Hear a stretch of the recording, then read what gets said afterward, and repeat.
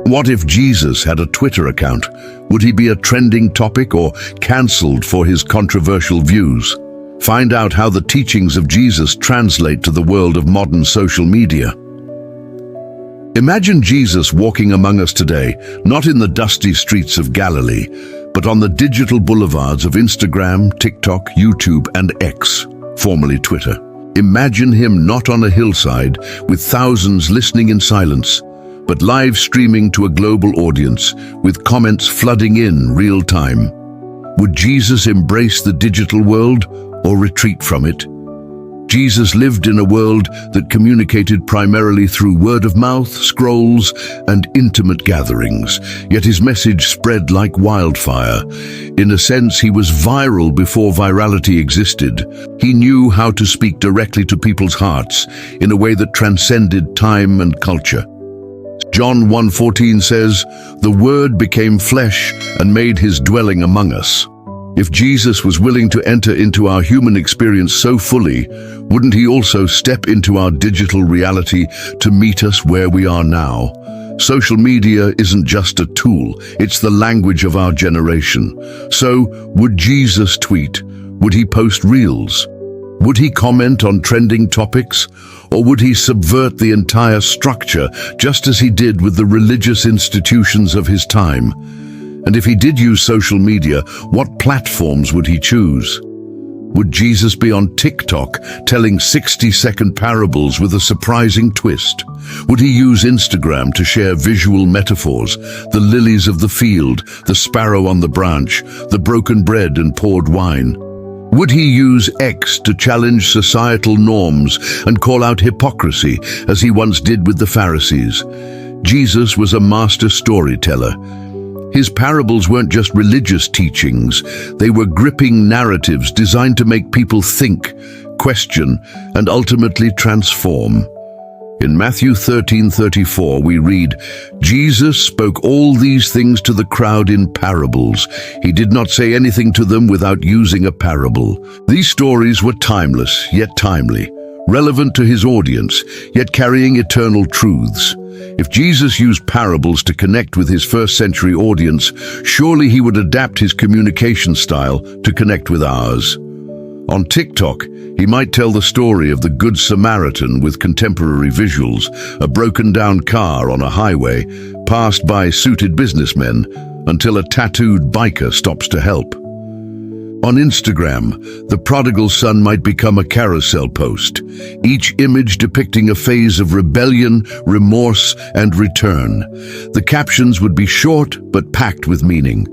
On YouTube, he might start a series, Jesus Reacts, where he breaks down modern issues with ancient wisdom. And in a world obsessed with filters and perfection, his message might be raw, unfiltered, and honest. Blessed are the poor in spirit, for theirs is the kingdom of heaven. Matthew 5:3. Jesus would understand the algorithm of the heart. He wouldn't chase clout, but connection, not virality, but vulnerability. One of the defining aspects of Jesus' ministry was his ability to engage with people from all walks of life, rich or poor, righteous or sinful, Jew or Gentile. He didn't shy away from difficult conversations. He welcomed them. Luke 5:30-31. But the Pharisees and the teachers of the law who belonged to their sect complained to his disciples, "Why do you eat and drink with tax collectors and sinners?" Jesus answered them, "It is not the healthy who need a doctor, but the sick." Would Jesus engage in heated comment threads? Maybe not. But would he speak truth with love in the face of cancel culture, trolling, and misinformation? Absolutely. His tone was always shaped by the person in front of him. To the Pharisees, he was sharp and confrontational. To the woman caught in adultery, he was gentle and restorative. John 8:7, "Let any one of you who is without sin be the first to throw a stone at her." He would likely use social media to build bridges, not walls, to challenge injustice, but also to invite conversation. Imagine Jesus replying to hate with grace, "I hear your pain. Let's talk about it." Peace begins with understanding. Before you judge, remember how deeply you're loved. His comment section might be messy, but it would be sacred space. In Matthew 5-7, Jesus delivered the Sermon on the Mount, a sweeping collection of teachings that upended societal expectations and revealed the heart of God. Blessed are the peacemakers. You are the light of the world. Love your enemies. If Jesus were to deliver these messages today, would they be in a viral YouTube playlist titled Jesus on the Mountain, the digital series? Would he go live every week to preach on justice, mercy, and humility? He might use the swipe-up feature to point not to his merch, but to resources for the poor. He might use a viral sound clip to teach on forgiveness. How many times should I forgive? 70 times 7. Matthew 5:14-16. You are the light of the world. A town built on a hill cannot be hidden. Let your light shine before others, that they may see your good deeds and glorify your Father in heaven. He would empower his followers not to merely consume content, but to become content creators of a different kind, living epistles, 2 Corinthians 3:2-3, reflecting grace, truth, and justice in everything they share. Imagine a series titled Beatitude Challenge, where people share stories of peacemaking, mourning with those who mourn, or standing up for what is right.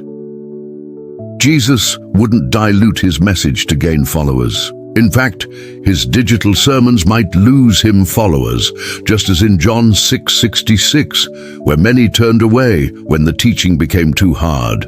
But those who stayed would change the world. Speculating about Jesus using social media isn't just a fun thought experiment, it's a serious invitation to reflect. It is a serious invitation to reflect. Are we using these platforms to draw people toward truth and love, or away from them? Are we amplifying hope or division? Would Jesus retweet a trending political take, or would he elevate the voice of the voiceless? Matthew 28:19-20. Go and make disciples of all nations, teaching them to obey everything I have commanded you. The Great Commission doesn't come with a medium, it comes with a mission.